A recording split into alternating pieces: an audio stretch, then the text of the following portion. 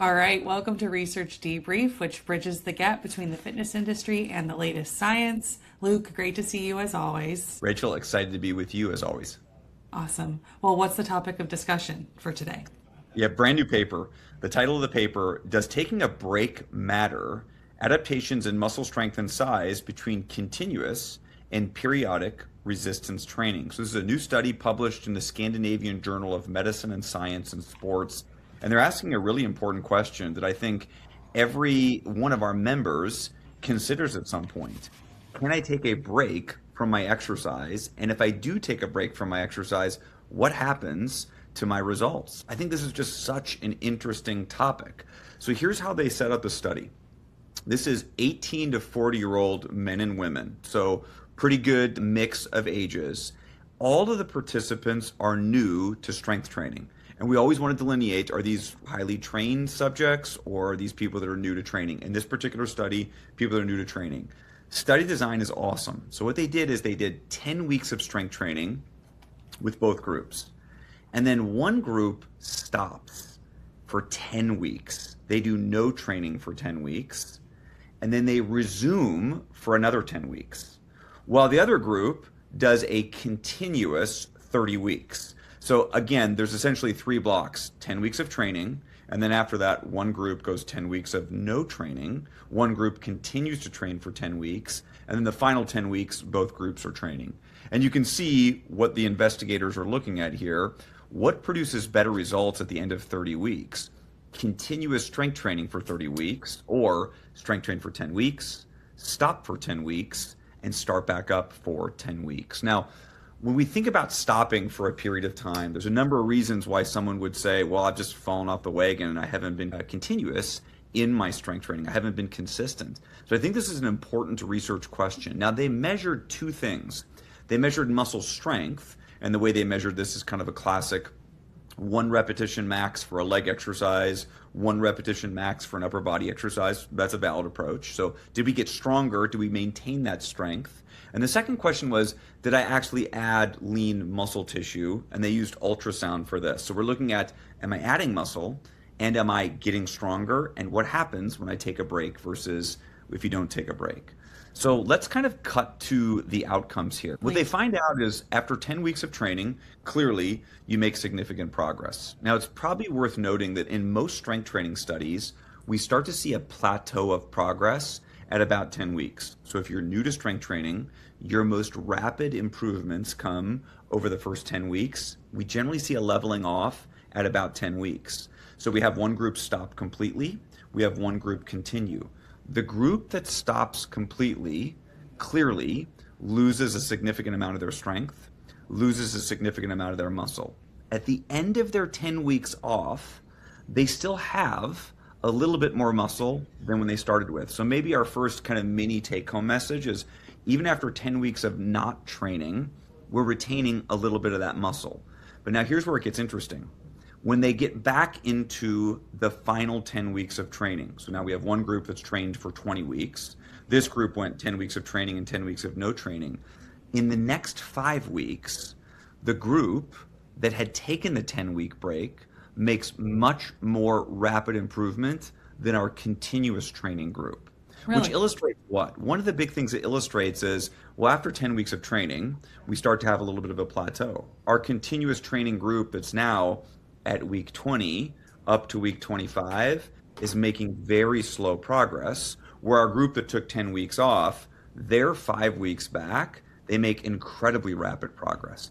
More progress or faster progress than when they started. So the question here is, well, why is this the case? And I think this is the key kind of takeaway from this whole paper, and I think this is the takeaway for everyone listening, is there is this concept of muscle memory. And I want to just walk through what this definition of muscle memory is. I'm going to use their exact phrasing. Muscle memory is the capacity of skeletal muscle to respond differently to environmental stimuli in adaptive, meaning positive, or maladaptive, meaning negative manner, if the stimuli have been encountered previously. So that means if you've done some strength training in the past, do you respond more rapidly? And one of the real hypotheses here of why we have this muscle memory is what's called myonuclei. So when we engage in some strength training, not only do our muscles get bigger and stronger, but we develop more, we lay down more myonuclei. So we actually have more muscle cells. And then when we stop strength training, yes, we get weaker. Yes, we lose muscle tissue, but we retain the same number of myonuclei. So when we return to strength training, in this case 10 weeks later, we already have those myonuclei to build from. So that's probably the physiological explanation. There's a few other kind of plausible mechanisms, but that's probably the key explanation for why do we get stronger so much faster if we've strength trained in the past. Now, this particular study looks at 10 weeks of training, 10 weeks of no training, 10 weeks of training again, but this applies to anybody that has strength training experience in the past. This is why you're much better off if at the age of 19, you could strength train consistently for 6 months, and then you literally stopped for 5 years. When you got back into it, you would experience faster improvements just because you've laid down all of this myonuclei. So strength training earlier in life is probably beneficial for when you get back to strength training, whenever that might be. In this case, it's 10 weeks later. It might be 10 years later. We get stronger, we add muscle faster because we've laid down this myonuclei. Now, let's cut to the end of the entire study. At the end of 30 weeks, one group trains 30 weeks consistently, one has a 10-week break in between. The increases in muscle strength and muscle size were the same. So this to me is fascinating. I don't even like the outcome of this because I love the idea that if you train consistently, you're going to produce better results. I mean, frankly, I think we want people to come into our clubs and studios on a regular basis. We don't want them to take the break off or take the time off, take a break. I love the idea that, hey, I'm not taking a break, therefore I'm making more gains and I'm continually getting more fit. But this is the reality of the study, that if we take 10 weeks off, we get stronger really quickly when we get back to training. And at the end of 30 weeks, it's the same. So how do we move this forward? I mean, I hear this question all the time. I've never had good answers for it. What if I stop? How much am I going to lose? How fast am I going to lose it? How fast can I regain it? We now know that over the long haul, and I would say 30 weeks is a long period of time, we can take periodic breaks. And when we get back to training from that break, we can expect really rapid improvements. Now, the caveat to the study is this is people who are new to training. This study might look a little different if we took people that have strength trained for 5 years, and now let's have them do this same study design.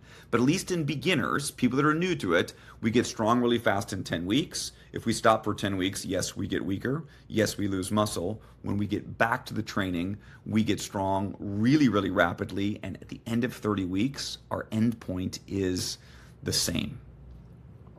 Yeah. Well, and I think that's even more significant for someone who is new to training because they are probably more likely to take a break because they're trying to adapt to a new fitness routine, lifestyle and habit change is difficult. So I think that is actually an encouraging message for gym operators to be sharing people who are new to exercise.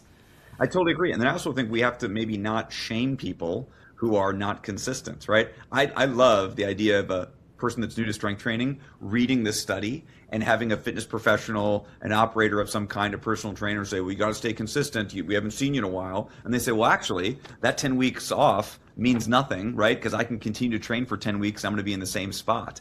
We just should probably understand that there's going to be periodic breaks in our training. And if we get back to training, that's the encouraging message. I encourage you to get back to the training because you're going to be surprised by how fast you start to improve. To me, I would love to focus on that positive message. Hey, you had some time off, fine. You are really going to make rapid progress when you return to training. Yeah. No, I mean, it's super encouraging for me because I did Pilates for many years prior to giving birth and I have not done it and I've been thinking about rejoining, but I have had the mindset of, oh my gosh, I'm starting from zero again. And it's like, well, actually, I'm probably not. Like I have all that muscle memory that'll kind of snap back into place as soon as I start up again. Yeah, you said it perfectly. Absolutely.